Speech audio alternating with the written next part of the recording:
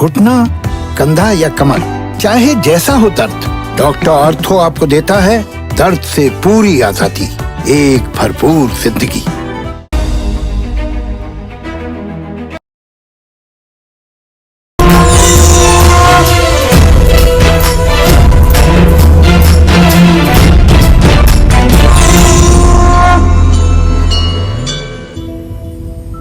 नमस्कार, आप देख रहे हैं काल चक्र। मैं हूं आपके साथ रोमिता तिवारी और मेरे साथ हैं प्रश्न कुंडली विशेषज्ञ पंडित सुरेश पांडे जी। पंडित जी, बहुत स्वागत है आपका कार्यक्रम में।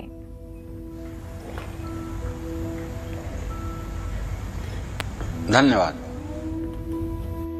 गंदगी करेंगे तो, गंदा बोलेंगे तो, गलत काम करेंगे तो सुख चैन छीन लेगा शुक्र। देखिए काल चक्र। जी हाँ, आज काल चक्र में बात होगी आपकी कुंडली में बैठे शुक्र ग्रह की। शुक्र ग्रह ही वो ग्रह है जो हमें कला, शोहरत, ऐश्वर्य, सुख, शांति और संपन्नता देता है। अगर शुक्र की स्थिति हमारी कुंडली में ठीक ना हो तो हम इन सभी सुखों से वंचित हो जाएंगे। और ऐसे में आपकी कुंडली के किस भाव में बैठे हैं शुक्र और वहां बैठकर आपको कैसा फल दे रहे हैं, यही आज काल चक्र में पंडित जी आपको बताएंगे। इसलिए अगर आपके पास इस समय आपकी कुंडली मौजूद है तो उसे खोल लीजिए और पंडित जी जैसा जैसा आपको बताने वाले हैं वैसे आप ये पता कर सकते हैं कि किस भाव में शुक्र बैठा है और किस तरीके का फल आपको दे सकता है। अगर आपके पास आपकी कुंडली नहीं है तो परेशान होने की बिल्कुल ज़रूरत नहीं है। बस ध्यान से आज का काल चक्र देखिए, क्योंकि हो सकता है कि इस वक्त आप पर जो परेशानी या जो भी संकट आया हो उसका जिम्मेदार शुक्र ग्रह ही हो। क्योंकि पंडित जी से हम इस खराब शुक्र के संकेत भी जानेंगे कि किस तरीके से आप समझ सकते हैं कि आपका शुक्र ठीक नहीं है। और चलिए आज की बेहद खास चर्चा हम शुरू करने जा रहे हैं। जैसा कि मैंने आपको बताया कि चर्चा बेहद खास इसलिए है क्योंकि आज शुक्र ग्रह की बात होने वाली है। शुक्र ग्रह से जुड़ी हर जानकारी पंडित जी आज आपको देने वाले हैं। पंडित जी, सबसे पहले तो ये बता दीजिए कि कैसे पहचान सकते हैं कि शुक्र कौन से भाव में बैठा है। जो दर्शक हमारे इस वक्त कुंडली लेकर बैठे हैं वो कुंडली में कैसे ये समझ सकते हैं कि शुक्र कहाँ पर है, और अगर पहले भाव में शुक्र बैठा हो तो किन बातों का प्रभाव ऐसे लोगों पर पड़ता है और इसके लिए क्या खास उपाय किए जा सकते हैं।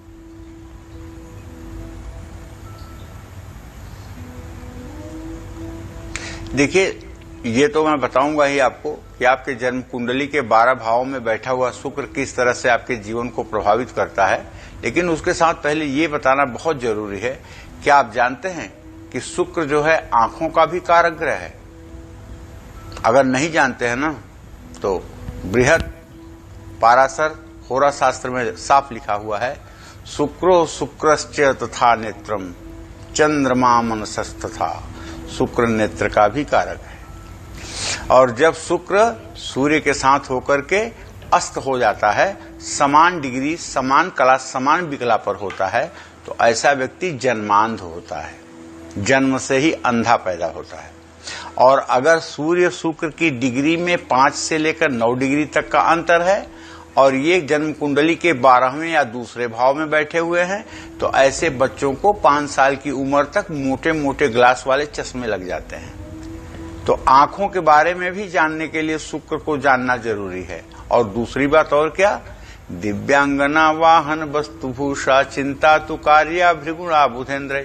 सुंदर युवती, सुंदर स्त्री का कारक शुक्र है, विलासिता का कारक शुक्र है, और हर प्रकार के कामनाओं को उदय करने वाला और पूर्ण करने वाला शुक्र है।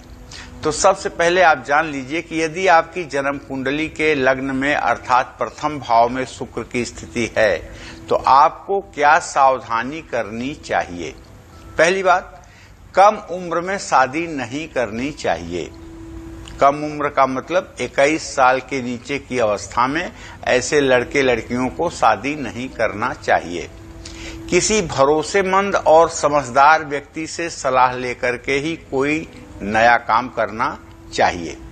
पत्नी की सेहत और उनकी इच्छाओं का ध्यान करना चाहिए। भाग्योदय में थोड़ी सी देरी होती है और वासनात्मक वस्तुओं से हो सके तो अपने को दूर रखें। जरूरत से ज्यादा ना बोले। सींग वाले और काटने वाले जानवरों से सतर्क रहें।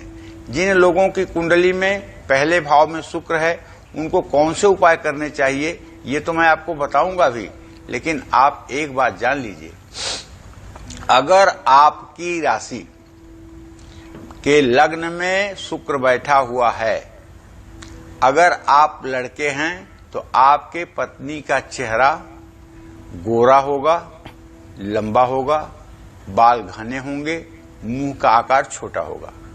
और यदि आप लड़की हैं तो आपके पति का भी चेहरा लंबा होगा, थोड़े से बाल कम होंगे और मुखाकृति छोटी होगी। और यदि शुक्र आपके लग्न में बैठा होगा तो आप चाहे पुरुष हैं चाहे स्त्री, आपके आजीविका का स्रोत किसी महिला के द्वारा होगा, किसी महिला के द्वारा आपको धनोपार्जन होगा और किसी महिला के द्वारा आपकी जिंदगी में भाग्योदय होगा। तो काले रंग की गाय की सेवा करनी चाहिए, दही से शुक्रवार के दिन स्नान करना चाहिए, माँ लक्ष्मी की जम करके उपासना करनी चाहिए, श्री सूक्तम और कनक धारा स्तोत्र का भाव विभोर होकर पाठ करना चाहिए, शुक्रवार को सफेद कपड़े और इत्र दान करना चाहिए, शरीर को गंदा बिल्कुल नहीं रखना चाहिए और सुगंधित इत्र का प्रयोग करते रहना चाहिए। जय मां विंध्यवासिनी। चलिए, तो अभी आपने जाना कि अगर शुक्र पहले भाव में है तो किन किन बातों का आपको ध्यान रखना है, साथ ही शुक्र को ठीक करने के लिए कौन से खास उपाय आपको करने हैं, पंडित जी ने आपको बता दिया है। आगे बढ़ाते हैं चर्चा को। और अगर आप कुंडली में इस वक्त देख पा रहे हैं कि आपका शुक्र दूसरे भाव में विराजमान है तो कौन सी सावधानी आपको बरतनी है, कौन से खास उपाय आपको करने हैं, आइए जानते हैं पंडित जी से। पंडित जी, पहले भाव के बारे में तो आपने बता दिया, लेकिन अगर दूसरे भाव में शुक्र बैठा हो तो क्या सावधानी हमारे दर्शक बरतें और कौन से खास उपाय शुक्र को मजबूत करने के लिए किए जा सकते हैं?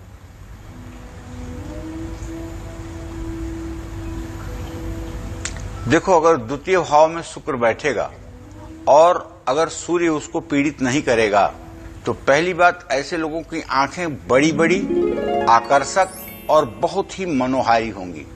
लेकिन अगर सूर्य ने पीड़ित कर दिया शुक्र को तो आंखें बहुत छोटी छोटी, आंखों में बहुत जल्दी पावर आएगा और आंखों से हर समय गंदगी, कीचड़ जैसी स्थिति निकलती रहेगी। तो क्या करना है सावधानी आपको?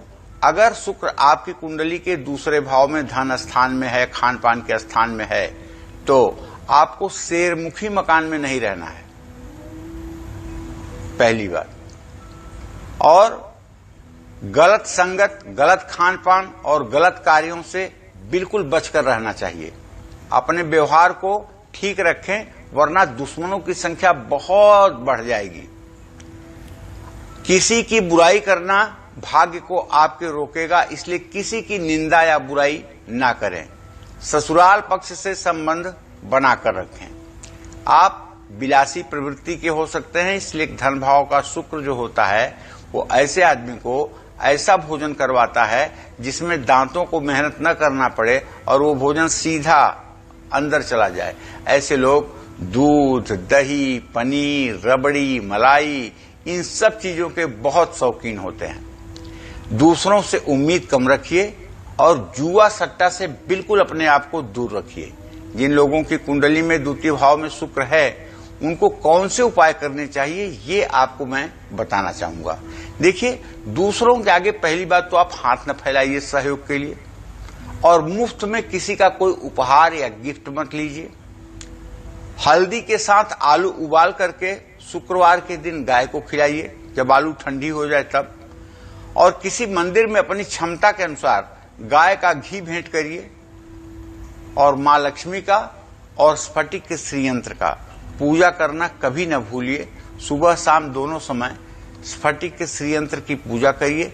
दक्षिणावर्ती शंख में जल, दूध, गन्ने का रस, दही, घी, इन सब चीजों को भर करके और बारी बारी से अभिषेक करिए। निसंदेह मनोकामना आपकी पूरी होगी। जय मां विंध्यवासिनी। और जानेंगे पंडित जी से कि अगर किसी व्यक्ति की कुंडली में तीसरे भाव में शुक्र बैठा हो तो किस तरीके का प्रभाव देता है। लेकिन उससे पहले काल चक्र दर्शक रेखा हमारे साथ होशियारपुर से जुड़ी हैं, आइए उनसे बात करेंगे। रेखा जी, बहुत स्वागत है काल चक्र में आपका। पूछिए पंडित जी से अपना सवाल। नमस्कार पंडित जी।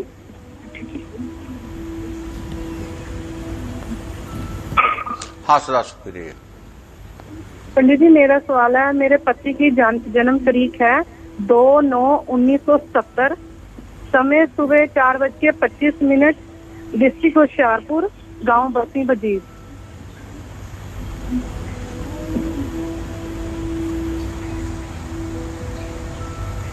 क्या जानना चाहती हो? पंडित जी मेरे को ये जानना है कि ये विदेश जा पाएंगे, ये विदेश में रेखा जी? सेटल हो पाएंगे?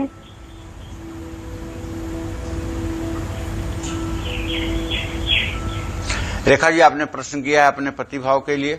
पति भाव का स्वामी आपके मंगल है और उससे गमन स्थान का स्वामी बृहस्पति है। मंगल और बृहस्पति को अगर हम देख रहे हैं तो छठा आठवां संबंध बन रहा है। आपके पति के विदेश जाने का पूरा योग बना हुआ है, लेकिन अभी नहीं। ये योग बनेगा 2022 में, अगस्त या सितंबर में। अभी धैर्य धारण करें, अभी किसी दलाल के हाथों पैसा देकर के बेवकूफ न बने। जाने का योग जरूर बनेगा, लेकिन अगले साल अगस्त सितंबर में। अभी अगर प्रयास करेंगे तो उसमें निराशा हाथ लगेगी, पैसा भी बर्बाद होगा, समय भी बर्बाद होगा और मन को दुख भी पहुंचेगा। और शुक्र ग्रह से जुड़ी हर जानकारी आज पंडित जी आपको दे रहे हैं, इसलिए बहुत ध्यान से आज का काल चक्र देखिए। शमा हमारे साथ काल चक्र दर्शक गाजियाबाद से जुड़ गई हैं। शमा जी, बहुत स्वागत है कार्यक्रम में आपका। पूछिए पंडित जी से अपना सवाल। पंडित जी नमस्कार। पंडित जी मैं अपने भाई के बारे में पूछना चाहती हूँ, जिसका नरेश है नाम, उसका भविष्य कैसा रहेगा। उसकी जन्म तिथि है 8 सितंबर 1994, रात जन्म समय रात 1:20 और उसकी शादी के बारे में, उसे कैसी लड़की मिलेगी। और पंडित जी हमारी दुकान का सामान ना आपसे छोटा है, दुकानदारी सही नहीं चलती है। हाँ मेरे से छोटा है। और पंडित जी हम खूब पूजा पाठ करते हैं सब, पर लगता नहीं है। आप जो बताते हैं उसका उपाय भी करते हैं। और मेरे पापा जो हैं वो बहुत बीमार रहते हैं। उनका नाम है मिस्टर आनंद सिंह। और मैं अपने बारे में पूछना चाहती हूँ कि मुझे कैसा घर परिवार मिलेगा।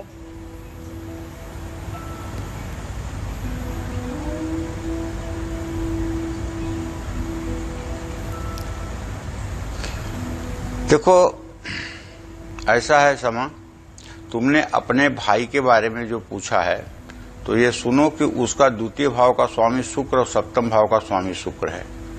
और ये इसका इत्तिसाल जो है मंगल से हो रहा है। तो कहने का मतलब भाई का भाग्य बहुत अच्छा है और ये जिंदगी में बहुत ऊंचाइयों को प्राप्त करेगा, इसमें कोई संदेह नहीं है। सफलता इसके कदम चूमेगी। रही बात विवाह की, तो बेटा ये बात आप समझ लीजिए कि विवाह भाव का स्वामी विवाह भाव का स्वामी शुक्र और मंगल एक साथ बैठे हुए हैं। अब विवाह में ज्यादा विलंब की स्थिति है नहीं।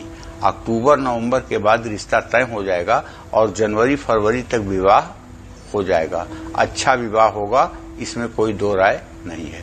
जहां तक आपने अपने पापा के लिए प्रश्न पूछा है तो सुनो, चंद्रमा से दशम भाव का स्वामी जो सूर्य है और जो सूर्य की इस समय स्थिति बनी हुई है, उसके आधार पर बताना चाहूंगा।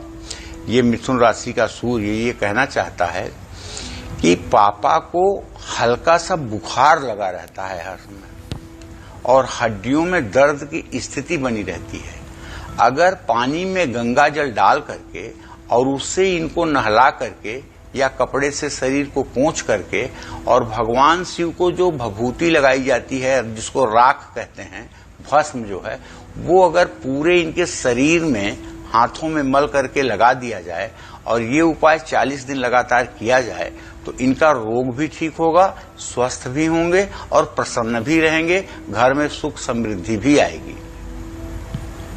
और आइए अब बात करते हैं कि अगर आपकी कुंडली में तीसरे भाव में शुक्र बैठे हैं तो किस तरीके का प्रभाव आपके जीवन पर इसका पड़ता है। इस प्रभाव को कम करने के लिए आप कौन से खास उपाय कर सकते हैं, जानते हैं पंडित जी से। पंडित जी, पहले और दूसरे भाव के बारे में आपने बताया, अब बताइए कि तीसरे भाव में अगर किसी की कुंडली में शुक्र बैठे हैं तो क्या संकेत होते हैं, कैसे समझा जा सकता है कि तीसरे भाव में शुक्र बैठे हुए हैं, और अगर दुष्प्रभाव मिल रहा हो तो क्या खास उपाय हमारे दर्शक कर सकते हैं।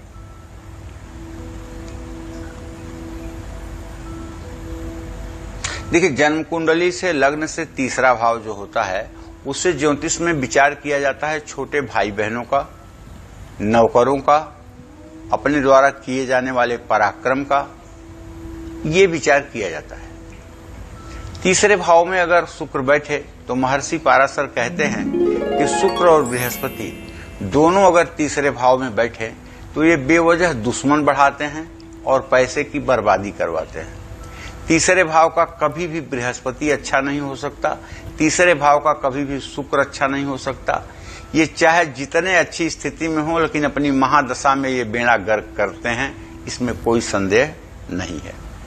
देखो, किसी भी स्थिति में ऐसे लोगों को अपने पत्नी का अपमान नहीं करना चाहिए, अपने व्यवहार पर नियंत्रण रखना चाहिए और अपने कर्म को सुधारना चाहिए। झूठ बोलने से बिल्कुल बचना चाहिए और शुक्रवार को खट्टी चीजों का सेवन भी नहीं करना चाहिए। ऐसे लोगों को अपने क्रोध पर नियंत्रण रखने की कोशिश करना चाहिए। संकट के समय आसानी से जल्दी से निराश नहीं होना चाहिए और हर प्रकार के मानसिक तनाव से अपने को बचाना चाहिए। और जिन लोगों की कुंडली में तीसरे भाव में शुक्र है, उनको और कौन सा उपाय करना चाहिए, ये मैं आपको ये बताना चाहूंगा कि एक तो मां लक्ष्मी की उपासना करिए। विंध्याचल, वैष्णो देवी, कामाख्या या कोल्हापुर, किसी एक स्थान पर साल में एक बार जरूर जाइए, वहां साधना करिए, मां महालक्ष्मी का आवाहन करिए, अपने जीवन को धन्य करने के लिए उनका आशीर्वाद मांगिए। अपने भोजन का कुछ हिस्सा आपको भोजन शुरू करने के पहले गाय के लिए निकाल देना चाहिए और भोजन के बाद कौवे और कुत्ते को भी थोड़े से भोजन का अंश देना चाहिए। गाय को हरा चारा खिलाते रहना चाहिए और शुक्रवार को अगर एकादशी पड़े तो एकादशी का व्रत भी कर लेना चाहिए और अपने शरीर में इत्र जरूर लगाना चाहिए। साफ और दाग रहित कपड़े आपको पहनना चाहिए। जितना अच्छा कॉटन का कपड़ा आप पहनेंगे, सूती कपड़ा पहनेंगे, उतना ही ज्यादा आपका भाग्योदय होगा। पॉलिएस्टर का कपड़ा आपके लिए निसंदेह नुकसानदेह साबित होगा और उससे आपकी प्रगति रुकेगी। जय मां विंध्यवासिनी। और चलिए अब बात कर लेते हैं चौथे भाव में बैठे शुक्र की। चौथे घर में अगर शुक्र बैठा है तो कैसा फल देता है, ऐसे व्यक्तियों को किन बातों का ध्यान रखना है, सावधानी रखनी है, कौन से खास उपाय आपको करने हैं, आइए जानते हैं पंडित जी से। पंडित जी, अगर चौथे घर में शुक्र बैठा है तो किस तरह के संकेत मिलते हैं, क्या सावधानी ऐसे लोग रख सकते हैं?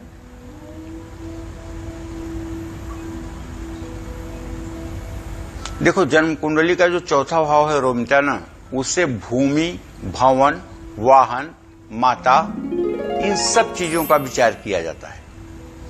और जिन लोगों की जन्म कुंडली के चौथे भाव में शुक्र है, तो ऐसे लोग जान लें कि ऐसे लोगों की माताएं देवी स्वरूपा होती हैं। अगर वो किसी पापग्रह से पीड़ित नहीं है तो सुंदर होती हैं, बुद्धिमान होती हैं और निर्णय लेने वाली होती हैं। तो अगर आपकी कुंडली में भी शुक्र चौथे भाव में है तो भूल करके भी शराब न पीजिएगा। ऐसे लोगों के लिए अल्कोहल जहर के बराबर है। पत्नी की सेहत खराब रहती है और अगर हां तो घर के छत की साफ सफाई का ध्यान रखिए। अगर आपके छत पर गंदगी होगी तो आपके परिवार में रोग बढ़ेगा। दूसरों की कमियों को और बुराइयों को ढूंढने की कोशिश मत करिए, बल्कि अपने अंदर अपने चरित्र निर्माण की बात आप सोचिए। सोच समझकर बोलिए, कड़वा सच भी मत बोलिए। अपनों से धोखा मिलने का भी ऐसे लोगों को प्रबल योग रहता है। अहंकार से बचें और अपने नैतिक मूल्यों को न खोएं।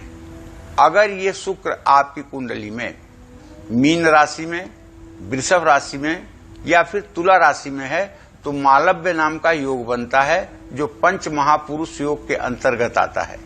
ऐसे योग में जन्म लेने वाला व्यक्ति राजा या राजा के समान जीवन यापन करता है और संसार के सारे सुख समृद्धि उसके पास होते हैं। जिन लोगों की कुंडली में चौथे भाव में शुक्र है, उनको कौन से और उपाय कर लेने चाहिए ये भी आप जान लीजिए। जैसे बृहस्पति से संबंधित चीजें जैसे चना, पीली दाल, केसर, ये थोड़ी मात्रा में जल में प्रवाहित कर देना चाहिए। चंद्रमा का भी उपाय कर लेना चाहिए। जैसे पूर्णिमा की रात चंद्रमा को जल दूध, हल्की सी हल्दी, दुर्वांकुर, सफेद फूल डाल करके चंद्रमा को अर्घ्य देना चाहिए। एकादशी या शुक्रवार का व्रत करना चाहिए। पत्नी के स्वास्थ्य के लिए घर की साफ सफाई जरूर करते रहना चाहिए और हो सके तो आप हर समय अपने सोने में सफेद बेडशीट का इस्तेमाल करें। अगर आपके कमरे का पेंट सफेद रंग होगा और आपकी बेडशीट सफेद होगी तो निसंदेह आपकी प्रतिष्ठा में 4 चांद लगेगा। जय मां विंध्यवासिनी।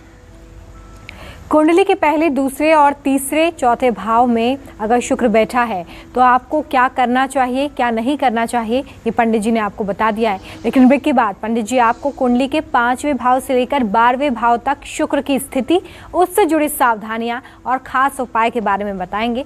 आज पंडित जी आपको कुंडली के 12 घरों में शुक्र की स्थिति के अनुसार क्या खास सावधानी और क्या खास उपाय करने हैं, इसके बारे में बता रहे हैं। तो चलिए अपनी चर्चा को आगे बढ़ाते हैं।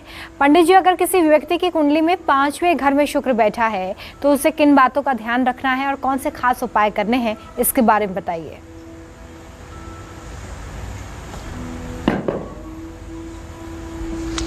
देखिए, 5वां घर जो होता है जन्म कुंडली में, वो होता है संतान का भाव, वो होता है विद्या का भाव और वो होता है उपासना का भाव। किसी व्यक्ति का इष्ट देवी देवता कौन होगा, किसी के संतान कितने होंगे कि नहीं होंगे और पढ़ाई कितनी होगी, इस बात का पता सिर्फ और सिर्फ पंचम भाव से लगता है। लेकिन पंचम भाव को देखते हुए द्वितीय भाव को भी देख लेना चाहिए, क्योंकि वो बुद्धि का स्थान है। अगर बुद्धि ठीक है तभी विद्या ठीक होगी। पंचम भाव बहुत श्रेष्ठ हो, लेकिन अगर द्वितीय भाव का स्वामी अस्त या निर्बल हो तो पढ़ाई अच्छी हो नहीं पाती है। ऐसे में अगर आपकी जन्म कुंडली के 5वें भाव में शुक्र विराजमान है तो दूसरों की कमियों और बुराइयों के बारे में बात न करें। अगर आपकी जन्म कुंडली में वृषभ, कर्क, कन्या, वृश्चिक, मकर या मीन राशि में शुक्र विराजमान हो तो आपको 1 या 2 संतान पर ही अपने को रोक लेना चाहिए, क्योंकि आप चाहे जितना अधिक संतान पैदा करेंगे वो आपके लिए फलदायी नहीं होगा। सोच समझ करके बोलें और कड़वा बोलने से भी बचें। अपनों से ही धोखा मिलने का प्रबल योग ऐसे लोगों के लिए बनता है। अहंकार से बचें और अपने नैतिक मूल्यों को संभालें। जिन लोगों की कुंडली के 4थे भाव में शुक्र है, 5वें भाव में शुक्र है, उनको कौन से उपाय करने चाहिए ये मैं आपको बताना चाहूंगा। अगर 5वें भाव में आपका शुक्र है तो बृहस्पति से संबंधित चीजें जैसे चना, पीली दाल, केसर, थोड़ी सी, ये भी प्रवाहित करना चाहिए। और 5वें घर में अगर शुक्र है तो आपको जो सावधानी बरतनी चाहिए उसमें अपने चरित्र और व्यवहार का ध्यान रखना चाहिए। नशीली चीजों का सेवन नहीं करना चाहिए, झूठ बोलने से बचना चाहिए, पिता की मर्जी के खिलाफ जाकर विवाह न करें और शादी के साथ प्रेम प्रसंगों से दूर रहें। अपने परिवार वालों को समय दें। जिन लोगों की कुंडली के 5वें भाव में शुक्र है उनको कौन से उपाय करने चाहिए ये भी आप जान लीजिए। थोड़ा सा दूध या दही शरीर में लगा करके अगर स्नान करें तो शुक्र ठीक हो जाता है। शुक्रवार का व्रत रखें, खट्टा न खाएं तो लक्ष्मी की कृपा हो जाती है। गाय, माँ या माँ समान महिलाओं का सम्मान करें तो भाग्योदय होता है। और स्फटिक के श्रीयंत्र की पूजा करें। चांदी की कटोरी में अनार के दानों का भोग लगाएं। श्री सुक्तम के 16 मंत्रों का पाठ करें। कनक धारा स्त्रोत का भाव विभोर होकर के पाठ करें। महालक्ष्मी को अपना इष्ट मान करके हर समय अपने हृदय में एक कमल के फूल पर बैठी हुई महालक्ष्मी का ध्यान करें। मैं दावे के साथ कह सकता हूं कि दुनिया आपसे रहेगी, आप दुनिया से नहीं रहेंगे। लेकिन पूजा के साथ साथ अपने मन की स्थिति बनाइए कि हर समय आपको ये महसूस हो कि आपके हृदय पर एक कमल का फूल है जिस पे महालक्ष्मी विराजमान है। और कभी कभी तो आपका हाथ वहां पहुंच जाए, जैसे आप देखना चाहते हैं, छूना चाहते हैं, महालक्ष्मी का स्पर्श करना चाहते हैं। जिस दिन ये स्थिति आप अपनी बना लेंगे, आपके सोच में, आपके उठने में, आपके बैठने में, आपके जागने में, हर समय ये चिंतन आपका रहेगा कि यहां महालक्ष्मी का निवास है कमल के फूल पर। विश्वास करिए, नजर ना लगे आपकी जिंदगी को, आप पूरी दुनिया के लिए प्रेरणा स्रोत बन जाएंगे। जय मां विंध्यवासिनी। और चलिए अब बात कर लेते हैं छठे भाव में बैठे शुक्र की। अगर कुंडली में छठे घर में शुक्र बैठा है तो कैसा फल देता है, ऐसे व्यक्ति को किन बातों का खास ध्यान रखना है और शुक्र को मजबूत करने के लिए कौन से खास उपाय आपको कर लेने चाहिए, आइए जानते हैं पंडित जी से। पंडित जी, अगर कुंडली में छठे भाव में शुक्र है तो क्या सावधानी रखें, और साथ ही ये भी बता दीजिए कि कौन से खास उपाय ऐसे लोगों को करने चाहिए।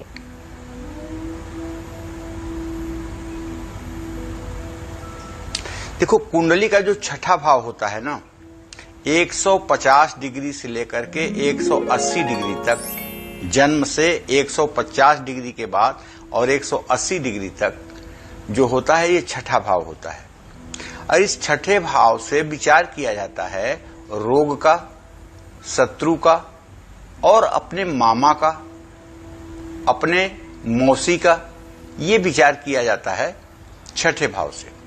किसी व्यक्ति को क्या रोग होगा और किसी व्यक्ति के शत्रु कैसे होंगे, ये छठे भाव से ही तो जाना जाता है। जैसे छठे भाव में सूर्य होगा तो आपके दुश्मनों को कूट कूट के मारेगा, जो आपसे जरा सा दुश्मनी करेगा उसका सत्यानाश हो जाएगा। चंद्रमा होगा तो बिना वजह ब्राह्मण लोग आपसे दुश्मनी करेंगे। मंगल होगा तो राजपूतों की दुश्मनी का आपको सामना करना पड़ेगा। बुध होगा तो व्यापारी वर्ग आपका शत्रु होगा। बृहस्पति होगा तो बुद्धिमान लोग आपका विरोध करेंगे। शुक्र होगा तो महिलाएं आपका विरोध कर सकती हैं। और शनि होगा तो भी आपके दुश्मनों को खत्म करेगा। राहु भी दुश्मनों को खत्म करेगा। ये बात आप जान लीजिए। ये इस आधार पे कह रहा हूं, त्रिषष्ठाय गते पापो जन्मांगो शोभना भवेत्। तीसरे और छठवें 11वें स्थान में पापग्रह अच्छा फल देते हैं। इस आधार पर मैंने ये फलादेश आपको किया है। तो देखो, शुक्र अगर आपकी कुंडली के छठे भाव में है तो गलत संगत और गलत कार्यों से आपको बचना चाहिए और किसी प्रकार का एडिक्शन या नशा नहीं करना चाहिए। शुक्र छठे भाव का अच्छा नहीं होता है, लेकिन छठे भाव का शुक्र अच्छा इसलिए होता है कि ये पैसे की बर्बादी कराएगा। और पैसे की बर्बादी तो तब कराएगा ना जब आपके पास पैसा होगा।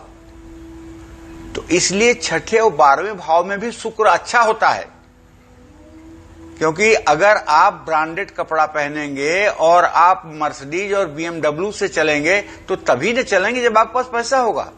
तो इसलिए कहां 12वें भाव का शुक्र और छठे भाव का शुक्र खराब होता है?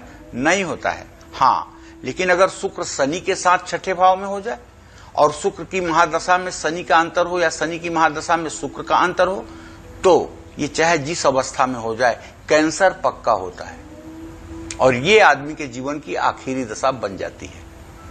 इसलिए अगर किसी की कुंडली में ये योग है तो पहले से ही भाई महामृत्युंजय, मृत संजीवनी विद्या का जप वगैरह करवा करके अपने जीवन को सुरक्षित कर लेना चाहिए।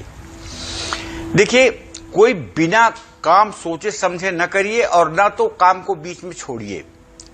अपने गुरुओं का, अपने को ज्ञान प्रदान करने वाले लोगों का आपको विरोध नहीं करना चाहिए और विरोधियों से सतर्क भी रहना चाहिए। थोड़ा खर्च संभाल करके चलना चाहिए। जिन लोगों की जन्म कुंडली में शुक्र छठे भाव में हैं, उनको कौन से उपाय करने चाहिए ये मैं आपको बताना चाहूंगा। अपने शरीर और घर की साफ सफाई का ध्यान रखिए। गाय को हरा चारा खिलाइए। मां लक्ष्मी के मंदिर में शुक्रवार को कमल का फूल चढ़ाइए और अपनी पत्नी को खुशियां देने की कोशिश करिए। जिन लोगों की कुंडली के छठे भाव में शुक्र होता है और जो लोग अपने पत्नी का अपमान करते हैं, निश्चित रूप से ऐसे लोग अपमानित होकर के समाज में जीवन जीते हैं। इसमें कोई दो राय नहीं है। जय मां विंध्यवासिनी। तो ये तो बात हुई छठवें भाव की। अब बारी आती है 7वें भाव की। अगर 7वें भाव में शुक्र कुंडली में है तो क्या सावधानी रखेंगे, क्या खास उपाय आप करेंगे, आइए जानते हैं पंडित जी से। पंडित जी, 7वें भाव में अगर शुक्र है तो ऐसे लोग कैसे समझ सकते हैं कि 7वें भाव में शुक्र है? कौन से वो संकेत होते हैं? साथ ही ये भी बता दीजिए कि अगर शुक्र का शुभ प्रभाव हमें देखने के लिए नहीं मिल रहा है तो कौन से खास उपाय कर सकते हैं हम?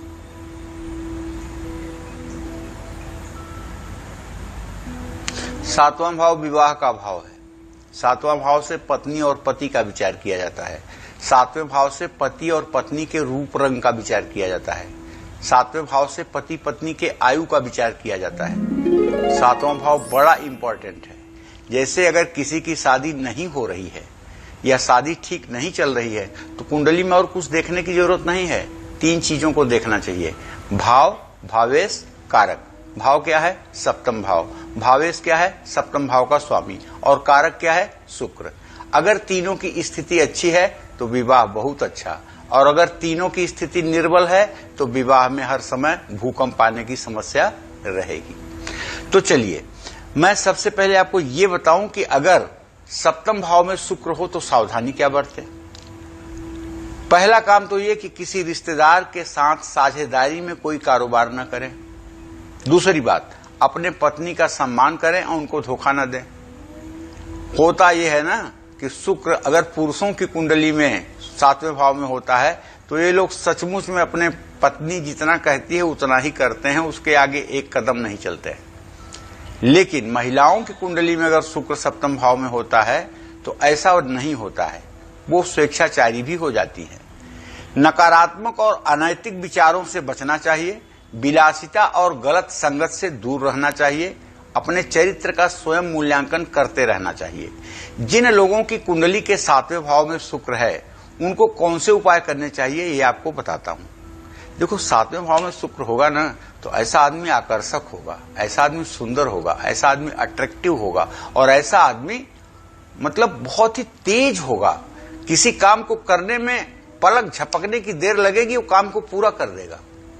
एक्टिविटी जो होती है ना शुक्र के द्वारा बहुत तेज होती है। अब हाँ, शुक्र का 1-2 दोष भी है। जैसे शुक्र का दोष है, शुक्र अगर मंगल के साथ 7वें घर में हो जाए तो ये चरित्र में दोष पैदा करता है। शुक्र अगर राहु के साथ सप्तम में हो जाए तो दाम्पत्य जीवन को बिगाड़ देता है, तलाक करवा देता है। शुक्र शनि के साथ सप्तम भाव में हो तो कैंसर और रक्त से संबंधित बीमारियां दे देता है। शुक्र सूर्य के साथ अगर सप्तम भाव में हो तो 2 विवाह के योग करवा देता है।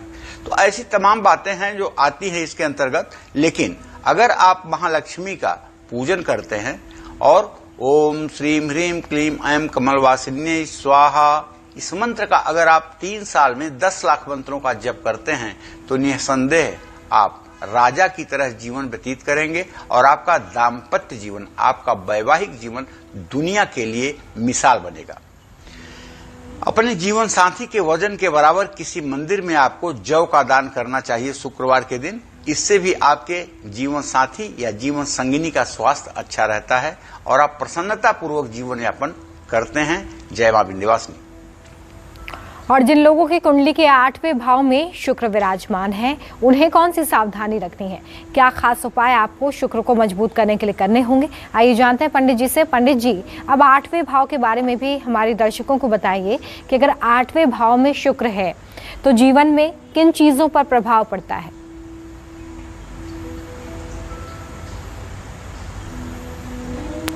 देखो रोमिता, 8वां भाव जो होता है वो मनुष्य के मृत्यु का भाव होता है। अगर किसी के मृत्यु का अनुमान लगाना है तो उसके 8वें भाव से ही विचार किया जाता है। 8वें भाव से मृत्यु का विचार किया जाता है, गोपनीय रहस्यमयी ज्ञान का विचार किया जाता है और शरीर में रेक्टम गुदा मार्ग का विचार किया जाता है। अगर शुक्र अष्टम में है तो आपको क्या सावधानी बरतनी चाहिए ये थोड़ा सा आप जान लीजिए। पहली बात तो शुक्र आपकी कुंडली में अगर 7वें भाव में है तो आपको न तो किसी से दान लेना चाहिए और न तो किसी से मुफ्त में उपहार के लिए अपेक्षा रखनी चाहिए, और किसी व्यक्ति की आपको जमानत या गारंटर भी नहीं बनना चाहिए, वरना अपने कर्जे में नहीं लेकिन दूसरे के कर्जे के कारण आपकी जिंदगी बर्बाद हो सकती है। माता पिता भाई बहन से आशीर्वाद लें और उनसे झूठ न बोलें, धोखा न करें। अपना व्यवहार उत्तम रखें। और हाँ, शुक्र की दृष्टि चूंकि द्वितीय भाव पर जा रही है, इसलिए अगर पापग्रहों की भी दृष्टि हो गई तो ऐसा आदमी अल्कोहलिक हो जाता है, शराबी हो जाता है। तो अगर ऐसा कुछ आपके साथ भी है तो आप नशाखोरी से अपने आप को दूर रखने की कोशिश करिएगा। फिजूल खर्ची और वाद विवाद से बचिएगा। कम उम्र में ऐसे लोगों को शादी नहीं करनी चाहिए। जिन लोगों की कुंडली में 8वें भाव में केतु है, उनको कौन से उपाय करने चाहिए ये आप जान लीजिए। दही शरीर में थोड़ा सा लगा करके स्नान करिए, गाय को चारा खिलाइए, नियमित रूप से मंदिर जाइए और धर्म स्थान के सामने सिर जरूर झुकाइए। कोई भी वस्तु किसी से मुफ्त में उपहार के रूप में आप ग्रहण ना करें। जय मां विंध्यवासिनी। कालचक्र दर्शक मालती हमारे साथ गुजरात से जुड़ गई हैं। आइए उनसे बात करेंगे। मालती जी, बहुत स्वागत है आपका कार्यक्रम में। पूछिए पंडित जी से अपना सवाल। हाँ मैडम जी, प्रणाम आपको कर रही हूँ। पंडित जी को चरण स्पर्श कर रही हूँ। बेटी का नाम माधुरी है, कर्क राशि है, 27/5/82 गुरुवार 9:25 सुबह। और बेटा का नाम ऋषभ, बेटा का 16/6/85 रविवार 4:25 शाम को। ये इतना पूछना चाहती हूँ मैडम। मतलब दोनों से परेशान हूँ। बेटी ससुराल में भी परेशान है और बेटा से हमको कोई सुख नहीं है, पति है नहीं।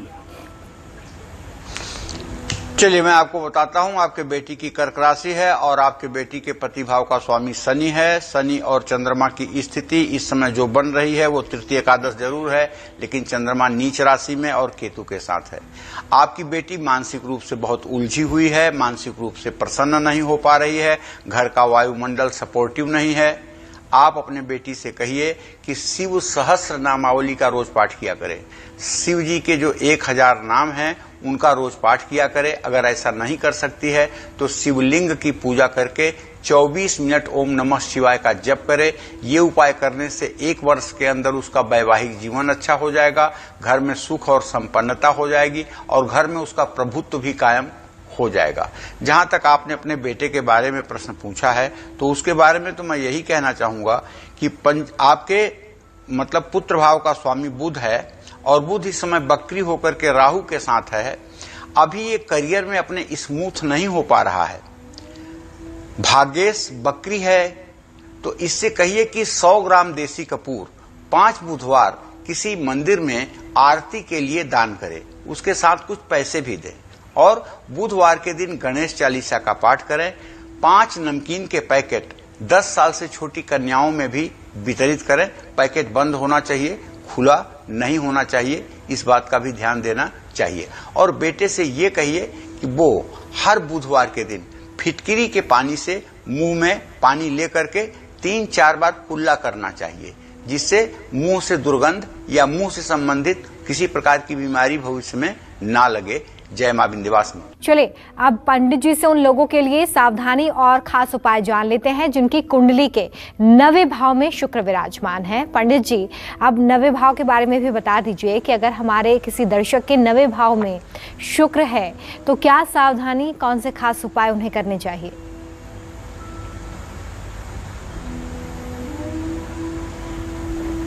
जन्म कुंडली का 9वां भाव जो होता है वो भाग्य भाव कहलाता है, वो धर्म का स्थान कहलाता है और स्थिर कारक में वो पिता का भी स्थान कहलाता है।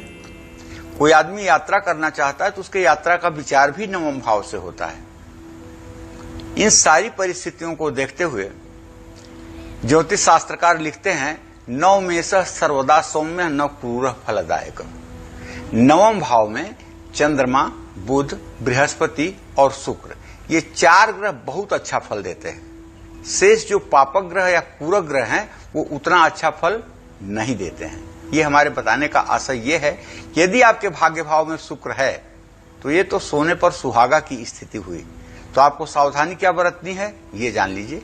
अगर आपकी कुंडली के शुक्र 9वें भाव में है तो अपने भाइयों से आपको संबंध सुधार के रखना चाहिए और किसी भी तरह के एडिक्शन से, नशे से आपको दूर रहना चाहिए।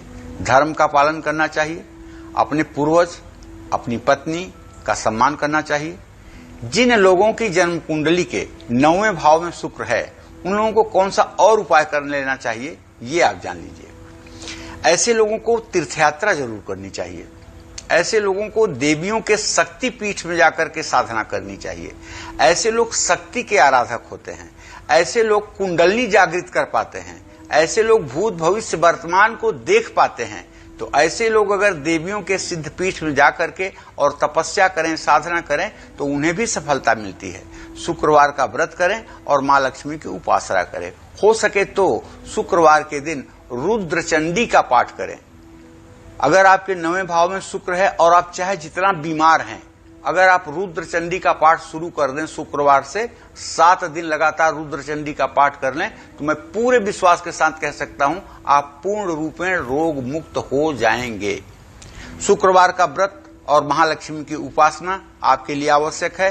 नीम के पेड़ के नीचे एक चांदी का छोटा सा टुकड़ा कोई देखने न पाए, आप उसे दबा करके और नित्य उसी जगह पर आप जल गिराइए और एक अगरबत्ती जला करके वहां रखिए। निश्चित रूप से आपके घर से बीमारियां दूर भाग जाएंगी। जय मां विंध्यवासिनी। और चलिए अब बात करेंगे 10वें भाव की। 10वें भाव में शुक्र है तो क्या खास सावधानी आप बरतेंगे, क्या खास उपाय आप करेंगे, जानते हैं पंडित जी से। पंडित जी, 10वां भाव अगर हम देखें तो यहाँ पर कौन से चीज़ को ये डेडिकेटेड होता है, किस चीज़ को ये दर्शाता है, इसके बारे में बताइए। साथ ही ये भी बताइए कि 10वें भाव में अगर शुक्र बैठा है तो जीवन में कौन सी परेशानियां आएंगी।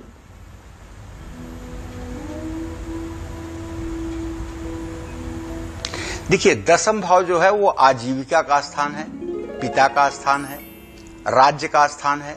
तो सात्विक आहार और सात्विक विचार आपको अपना लेना चाहिए, इसलिए कि आपको पद प्रतिष्ठा बड़ी मिलने वाली है और लोगों की निगाह आपके ऊपर रहेगी। आपकी छोटी छोटी एक्टिविटीज को समाज देखेगा। उधार लेकर नया काम शुरू मत करिए और कभी भी साउथ फेसिंग घर में आप मत रहिए। अपने घर की पश्चिम दिशा का स्थान थोड़ा सा बिना प्लास्टर के कच्चा रखिए और अपने जीवन साथी का अपमान भूल करके भी मत करिए। लालच से बचिए। और यदि आपकी कुंडली के शुक्र 10वें भाव में है तो आपको उपाय क्या करना चाहिए। आपको शुक्रवार को विष्णु या भगवान महालक्ष्मी नारायण के मंदिर में कमल का फूल अर्पित करना चाहिए। कांसे के कटोरे में गाय का घी भरकर उसमें अपनी परछाई देख करके दान करना चाहिए।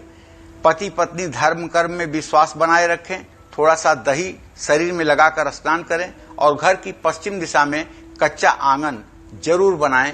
जय मां विंध्यवासिनी। और आइए अब जानते हैं पंडित जी से उन लोगों के लिए सावधानियां और खास उपाय जिनकी कुंडली के 11वें भाव में शुक्र विराजमान है। पंडित जी, अगर 11वें भाव में शुक्र है तो ये क्या दर्शाता है? साथ ही ये भी बता दीजिए कि क्या खास सावधानी ऐसे लोगों को बरतनी है, क्या खास उपाय करने हैं।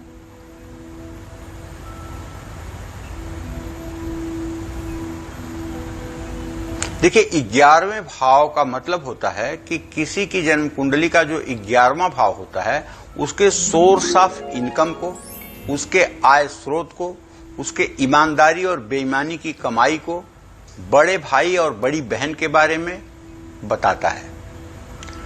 अगर एकादश भाव में या 11वें स्थान में शुक्र की स्थिति है तो आपको क्या सावधानी बरतनी चाहिए। आपको अपने कुंडली के 11वें भाव में अगर शुक्र है पता चल जाए तो विवाह के बाद विवाहेतर संबंध ना बनाएं। सात्विक भोजन और अपना व्यवहार सात्विक रखें। झूठ बोलने और झूठ गवाही से बचें। उधार लेकर कोई काम ना करें और अपने ससुराल से संबंध ना बिगाड़ें। जिन लोगों की जन्म कुंडली के 11वें भाव में शुक्र है उनको कौन से और उपाय करने चाहिए जिससे शुक्र का शुभ प्रभाव आपके जीवन पर पड़े। जैसे माथे पर मलयागिर चंदन और केसर एक साथ घिस करके अंगूठे से अपने माथे पर तिलक लगाना चाहिए। बुध का उपाय करना चाहिए। बुध का उपाय ये है कि अगर आप महिला हैं तो बाईं नाक छिदवा लीजिए। अगर आप पुरुष हैं तो आपको गणेश चालीसा का पाठ करना चाहिए। आपको अगर गणेश चालीसा का पाठ करने में समय नहीं मिलता है तो ओम गंग गणपतये नमः इस मंत्र का ही जप करना चाहिए। धनिया और गुड़ किसी धर्म स्थान में दान करना चाहिए। किसी जरूरतमंद व्यक्ति की मदद करनी चाहिए। इन सब चीजों का ध्यान रखना चाहिए। जय मां विंध्यवासिनी। और आइए अब बात करेंगे अंतिम भाव यानी कि 12वें घर की। 12वें घर में अगर शुक्र बैठा है तो कैसा फल देगा, ऐसे व्यक्तियों को किन बातों का खास ध्यान रखना है, क्या सावधानी रखनी है, साथ ही कौन से खास उपाय शुक्र को मजबूत करने के लिए आप कर सकते हैं, जानते हैं पंडित जी से। पंडित जी, 12वां भाव किस चीज का कारक होता है, सबसे पहले तो ये बताइए, साथ ही सावधानी और उपाय बता दीजिए।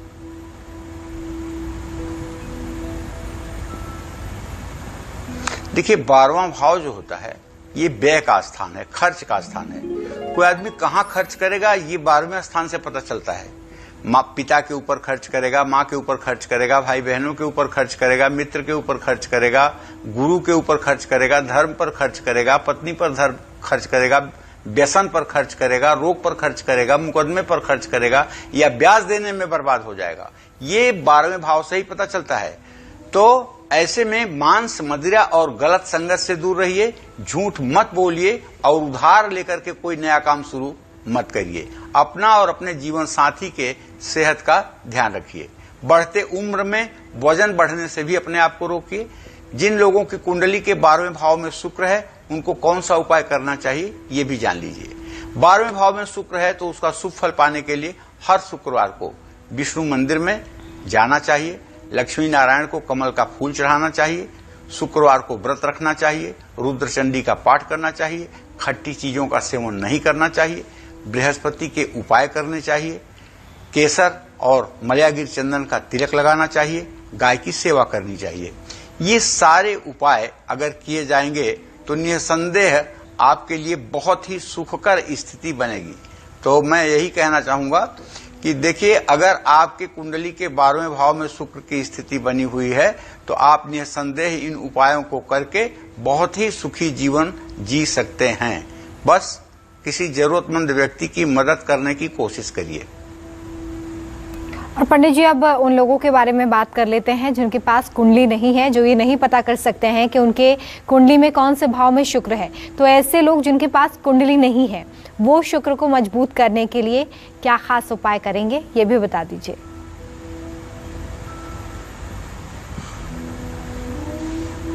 देखो, शुक्र कमजोर है तो होता क्या है। शुक्र अगर कमजोर है, अस्त है, तो विवाह नहीं होगा, चाहे उम्र 35 की हो जाए। शुक्र अगर अस्त है कुंडली में तो वैवाहिक सुख नहीं मिलेगा। शुक्र अगर नीच राशि में है, पति या पत्नी में से किसी के अंदर नपुंसकता होगी।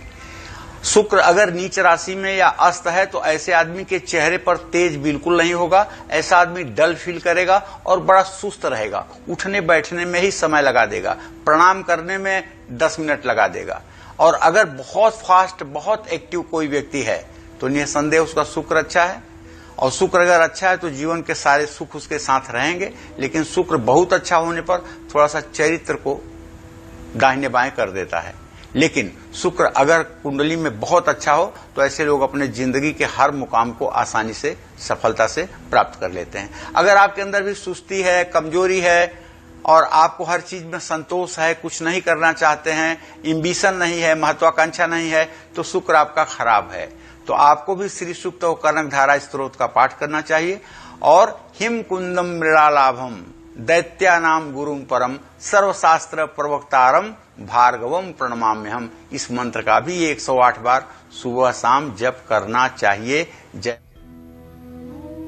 चलिए, पंडित जी ने आज इतनी अच्छी जानकारी दी, इसके लिए उनका बहुत शुक्रिया। हम उम्मीद करते हैं कि आपको आज हमारा ये टॉपिक, ये विषय बहुत पसंद आया होगा। कल फिर एक नए विषय और आपकी परेशानियों को दूर करने के लिए ढेरों उपाय लेकर हम आएंगे पंडित सुरेश पांडे जी के साथ। तब तक कालचक्र की पूरी टीम को दीजिए इजाजत। खबरें लगातार जारी हैं, देखते रहिए न्यूज़ 24। नमस्कार। खास जड़ी बूटियों से बना पेट सफा आयुर्वेदिक चूर्ण आज ही ले आएं। पेट सफा पहली रात से ही असर दिखाता है और इसकी आदत भी नहीं पड़ती। पेट सफा, हर रोग दफा।